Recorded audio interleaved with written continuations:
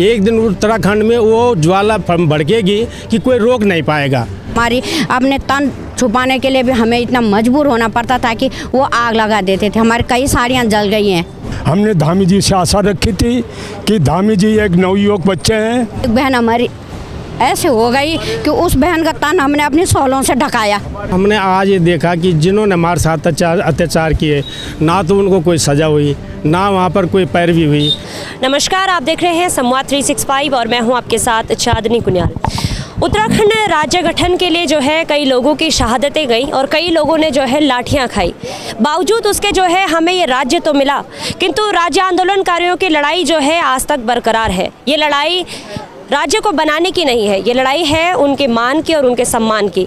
आरक्षण जो है उत्तराखंड राज्य आंदोलनकारियों के 10% क्षैतिज आरक्षण की जो लड़ाई है वो बड़े लंबे समय से जारी है। इस वक्त मैं मौजूद हूँ विधानसभा के ठीक बाहर, विधानसभा बिल्कुल सामने है और मेरे यहाँ पर जो है आज राज्य आंदोलनकारियों के साथ साथ राष्ट्रवादी रीजनल पार्टी के तमाम कार्यकर्ता आज यहाँ पर पहुँचे हुए हैं और मांग है कि 10% जो क्षैतिज आरक्षण है उसको जो है उसके लिए विधानसभा सत्र का आयोजन किया जाए, क्योंकि प्रवर समिति ने जो है अपनी रिपोर्ट विधानसभा अध्यक्ष को भेज दी है और अब इंतजार है कि विधानसभा सत्र बुलाया जाए और उसके बाद जो है विधेयक के साथ जो है इसको लागू किया। और आज जो है हम देखते हैं कि हमारे राज्य को बने हुए 23 साल हो चुके हैं, किंतु 10% आरक्षण के लिए क्यों जो है हमारे आंदोलनकारियों को इस कदर भटकना पड़ रहा है।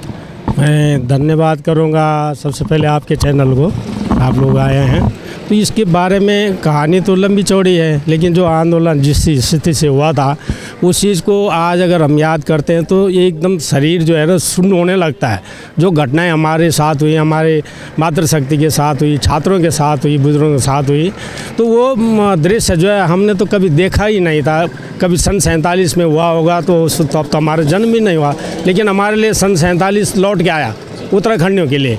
लेकिन उसके बावजूद हमने आज ये देखा कि जिन्होंने हमारे साथ अत्याचार किए, ना तो उनको कोई सज़ा हुई, ना वहाँ पर कोई पैरवी हुई, कोई ढंग से कोई कुछ हुआ ही नहीं है, तो वो अत्याचारी है, वो भी हमारे साथ अत्याचार है। राज्य बन गया, लेकिन ऐसा राज्य बन के फ़ायदा कुछ नहीं हुआ।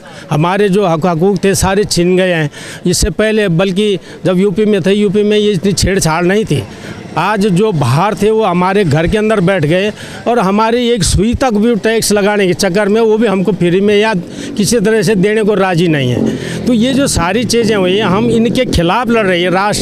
राष्ट्रवादी रीजनल पार्टी, ये नई पार्टी हमने गठित की हमारे यहाँ पर आपके लोगों के सभी के हित के लिए। अगर इसको समझे कोई, तो हमारा कोई स्वार्थ नहीं है इसमें, हमें कुछ नहीं चाहिए। हमने तो भगवान ने सब कुछ दे रखा, अपने हाथ पैर से कमाया, लेकिन हम चाहते हैं कि हर आदमी को जिस बेस पे ये उत्तराखंड बना था उसकी कोई पिक्चर सामने तो आए। आज तक नहीं हो पाया है। तो 10% की बात जो आप कर रहे हैं, बार बार इन्होंने खुद इसको लागू किया, फिर निरस्त कर दिया, फिर कभी 6 साल 7 साल तक जो है राज्यपाल महोदय के यहाँ लटकी रही। दोबारा उसको इस सरकार ने वापस लिया, दोबारा विधेयक बनाया और दोबारा उसको पास करवाया।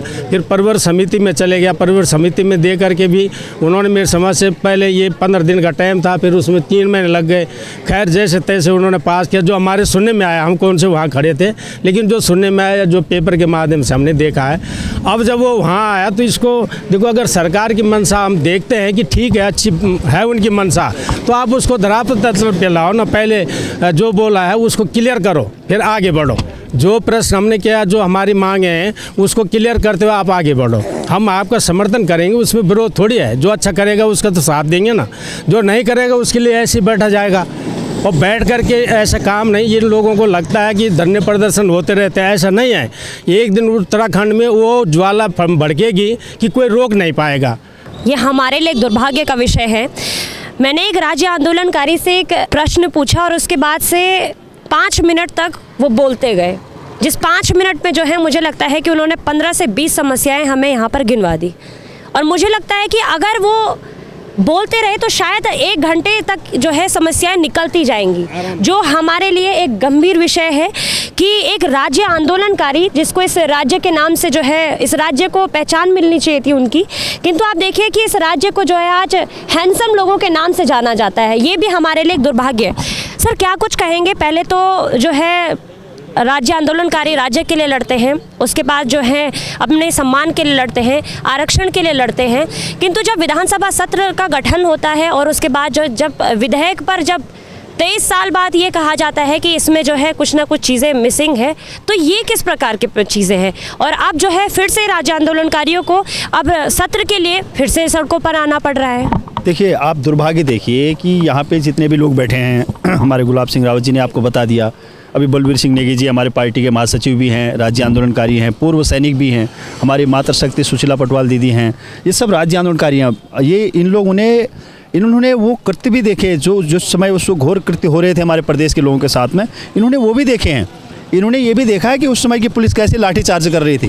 प्रदेश तो तमाम बने हैं, लेकिन उत्तराखंड प्रदेश को बनाने के लिए जो आहूत दिया गया है ना, वो एक दुखद बड़ी कहानी है, बहुत भयंकर कहानी है। अगर उस कहानी को सुना तो आज भी हमारे रोंगटे खड़े हो जाते हैं कि कैसे, मतलब इन लोगों ने कैसे अपने को आहूत कर दिया होगा, कैसे चले गए होंगे। आज हम लोग भी तो, हम नई पीढ़ी है, हम नहीं कर पा रहे इतना संघर्ष।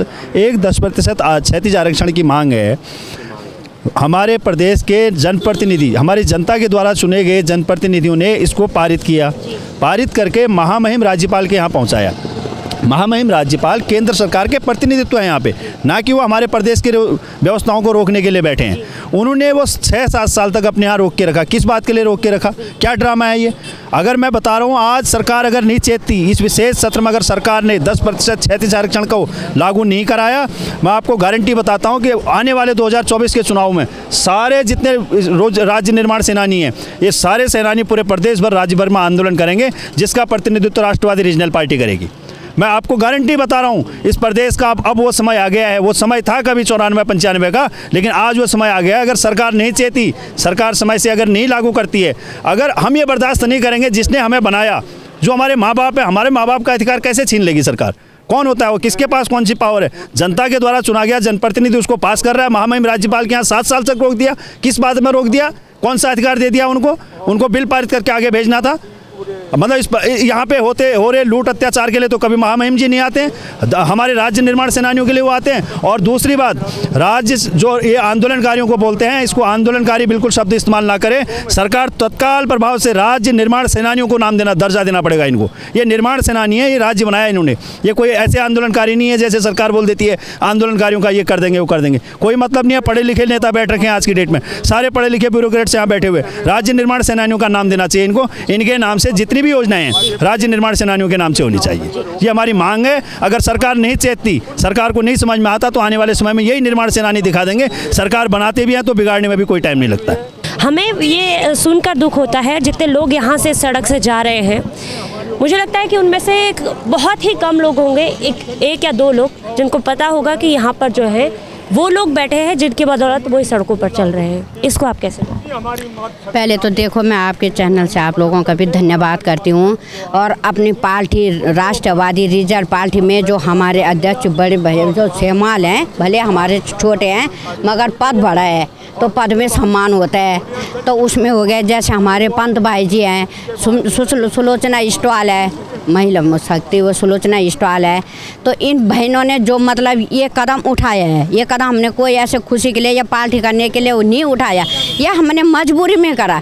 क्यों करा कि आज हमारे देश को कम से कम उत्तराखंड को 22-23 साल हो गए, ये सब जानते हैं। और उस दौर के बात तो अगर करेंगे तो आप भी भावुक हो जाएंगे और हम भी हो जाएंगे, क्योंकि हमने तो वो आंखों तले देखा है। जब हमारे पीछे लाठियाँ पड़ती थी, जब हमारे पीछे हमारी अपने तन छुपाने के लिए भी हमें इतना मजबूर होना पड़ता था कि वो आग लगा देते थे। हमारी कई साड़ियाँ जल गई हैं। ठंडियों का दौर था, ठंडियों के दौर में हम मातृशक्ति एक बहन हमारी ऐसे हो गई कि उस बहन का तन हमने अपनी शॉलों से ढकाया।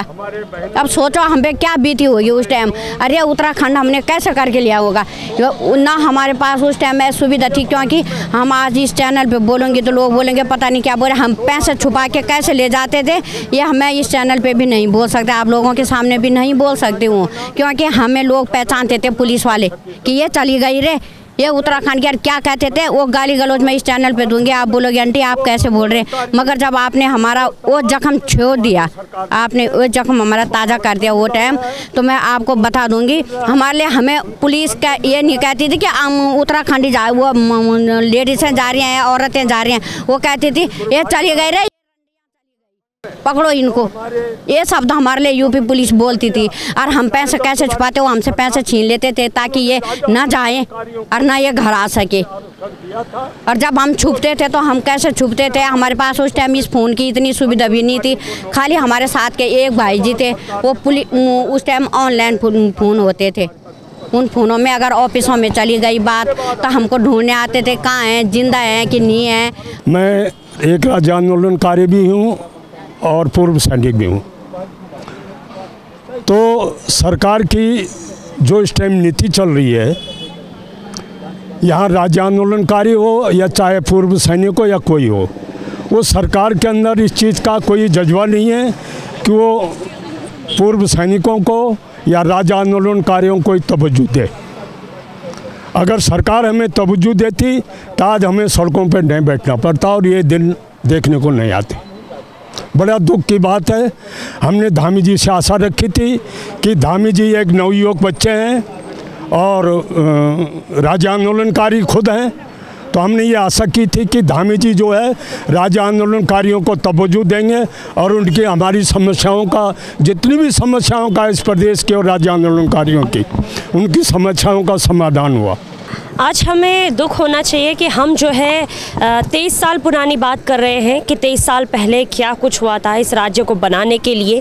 और अक्सर हम कहते हैं कि जो पुरानी बातें हैं उनको भूल जाइए, किंतु यहाँ पर जो है वो ज़ख्मों को, जैसे कि राज्य आंदोलनकारी बता रहे हैं कि उनको खुरेदा जा रहा है।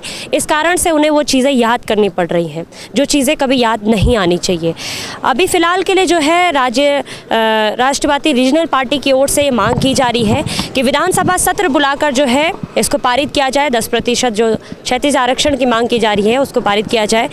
अब देखना ये होगा कि विधानसभा के ठीक सामने जो है पर प्रदर्शन किया जा रहा है, क्या इसकी जो मांग है वो पूरी होंगी या नहीं होंगी। फिलहाल के लिए बस इतना ही। आप देखते रहिए संवाद 365।